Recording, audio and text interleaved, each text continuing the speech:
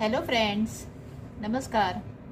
आज निगुतीच्या विंटर स्पेशलमध्ये मी तुम्हाला दाखवणार आहे आळीवाची खीर। तर आळीव दाणे मी इथे घेतलेले आहेत। ह्याला हालीमसुद्धा म्हणतात, ह्याला इंग्लिशमध्ये गार्डन क्रस सीड्ससुद्धा म्हणतात, आपण मराठीत ह्याला आळीव म्हणतो। तर ते मी इथे घेतलेले आहेत। नॉर्मली हे थंडीमध्ये खूप चांगले असतात तब्येतीसाठी। ह्याच्यामध्ये प्रोटीन्स असतात, विटामिन्स असतात, आयर्न असतं भरपूर प्रमाणात। त्यामुळे हे आपल्या त्वचेसाठी, डोळ्यांसाठी, आपल्या केसांसाठी सुद्धा हे खूप चांगले आहेत। त्याचबरोबर हे बोन डेन्सिटी वाढवतं, त्यामुळे आपली हाडं मजबूत होतात।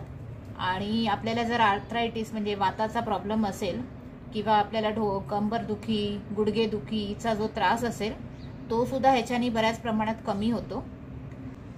हे आळीव सीड्स ज्यांना पाळी सुद्धा इरेग्युलर आहे, म्हणजे रेग्युलर पाळी येत नाही आहे, त्यांची ती पाळी रेग्युलराइज करण्यासाठी सुद्धा आळीव सीड्स खूप चांगले आहेत, गुणकारी आहेत। दुसरी गोष्ट अशी की नवीन बाळंतीण झालेल्या बायकांसाठी हे खूप चांगले आहेत। तर त्यांनी तर हे जरूर खावे। जसं मेथीचे लाडू आपण बनवतो तसं आळीवाची खीर किंवा आळीवाचे लाडू सुद्धा तुम्ही बनवून खाऊ शकता। पण एक लक्षात ठेवा की ज्या बायका गरोदर आहेत त्यांनी हे अजिबात खाऊ नये, कारण हे खूप गरम असतात। तर त्यामुळे ज्या प्रेग्नंट लेडीज आहेत त्यांनी हे अजिबात खाऊ नये, डिलिव्हरी झाल्यानंतरच तुम्ही हे खा। तर असा आळीवचा बेनिफिट्स आहेत। तर आज मी त्यासाठी विंटर स्पेशलमध्ये तुम्हाला दाखवते आळीवाची खीर। तर आळीवाची खीर बनवण्यासाठी मी हा चमचा घेतलेला आहे, आपला नॉर्मल चमचा आहे जो आपण नाश्ता करताना वगैरे सगळ्यासाठी वापरतो। तर तो चमचा मी एक 6 चमचे आळीव घेतलेले इथे। त्यामध्ये मी आता 1 वाटी पाणी घालते। 1 वाटीपेक्षा थोडं कमीच पाणी घालते मी आणि हे सगळे ह्याच्यात भिजवून घेते, कारण आळीव हे फुलतात पाण्यामध्ये। तर हे आपण एक अर्धा तास भिजवून ठेवूया। हे जे वर असे फ्लोट होतात आळीव, त्यांना असं तुम्ही चमच्यानी पाण्यामध्ये व्यवस्थित मिक्स करून घ्या, जेणेकरून सगळ्या आळीवला व्यवस्थित पाणी लागेल। आणि मग हे झाकून आपण एक अर्धा तास ठेवूया। अर्ध्या तासाने हे छान फुलतील, मग आपण ह्याची खीर करायला घेऊ। चला, तर मग आता आपण हे एक अर्धा तास झाकून ठेवूया। आळीवाची खीर बनवण्यासाठी मी ते अर्धा लिटर दूध गरम करायला ठेवलेलं आहे। दूध आता आपलं गरम झालेलं आहे, त्याला एकदम उकळी येऊन देऊ नका। ते गरम झालं म्हणजे मी आधी गरम केलेलं आहे, त्यामुळे तुम्ही बघू शकता ह्याच्यावर साय दिसते तुम्हाला। तर गरम करून मी गॅस बंद केलेला। आता मी आळीव भिजल्यानंतर पुन्हा गॅस ऑन केलाय आणि आपलं दूध पुन्हा एकदा गरम झालेलं आहे, पण मी उकळी नाही काढत आहे। तर ह्या गरम दुधात आपल्याला हे आळीव जे आपण भिजत घातलेलं ते घालून घेऊ आपण।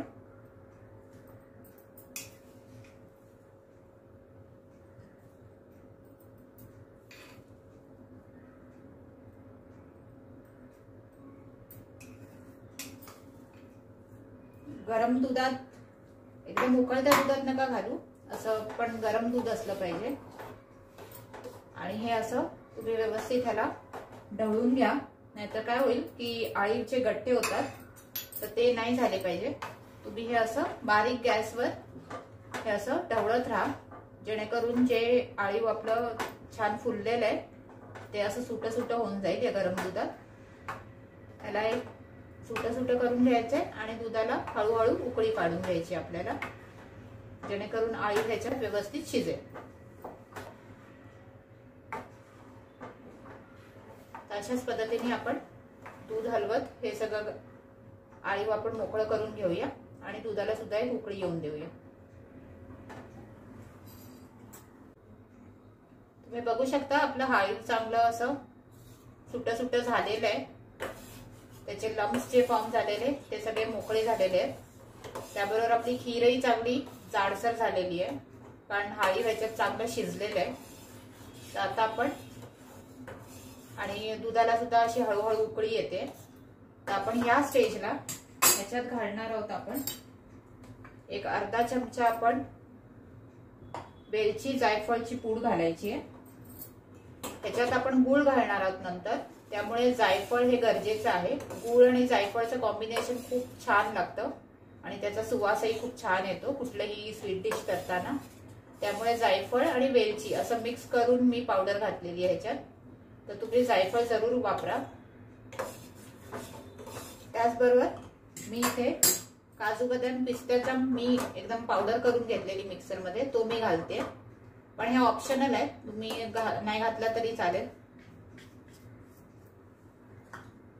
किंवा थोडासा घातला तरी चालेल. मी 2 ते 3 चमचे ड्रायफ्रूटचं पावडर करून घातलेली आहे ह्याच्यात. तर हे घालून आपण 1-2 मिनिटं ह्याला शिजवून घेऊ आणि मग गॅस बंद करून घेऊया. गूळ कधी घालायचा हे मी तुम्हाला नंतर सांगते. तर कारण गरम दुधात कधीच गूळ घालायचा नसतो. तसं केल्याने दूध आपलं फाटू शकतं.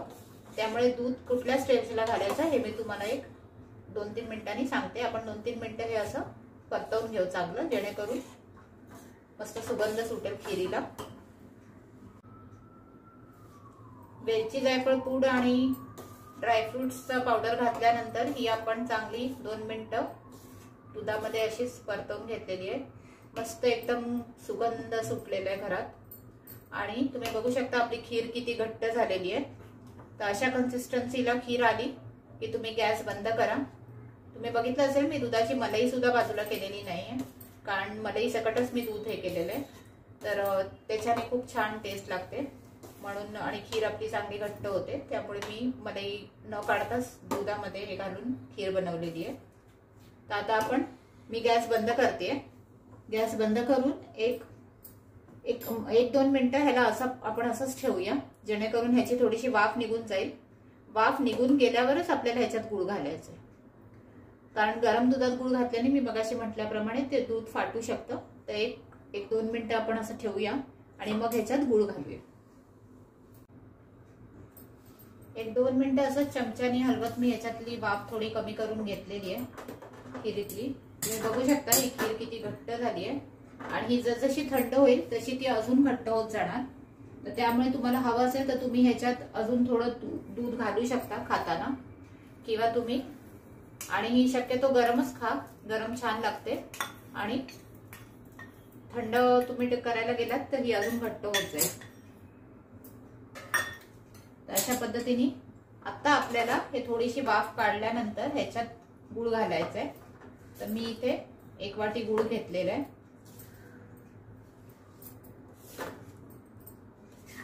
तो आपण असा व्यवस्थित खीर मध्ये मिक्स करून घेऊ. आपलं दूध गरम असल्यामुळे तो हळूहळू त्याच्यात विरघळेल.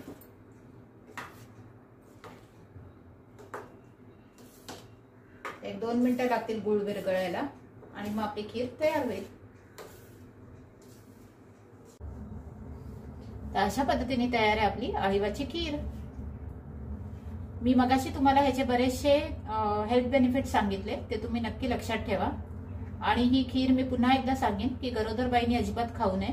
एकदा डिलिव्हरी झाल्यानंतर ही खाल्ली तर खूप चांगली असते ही.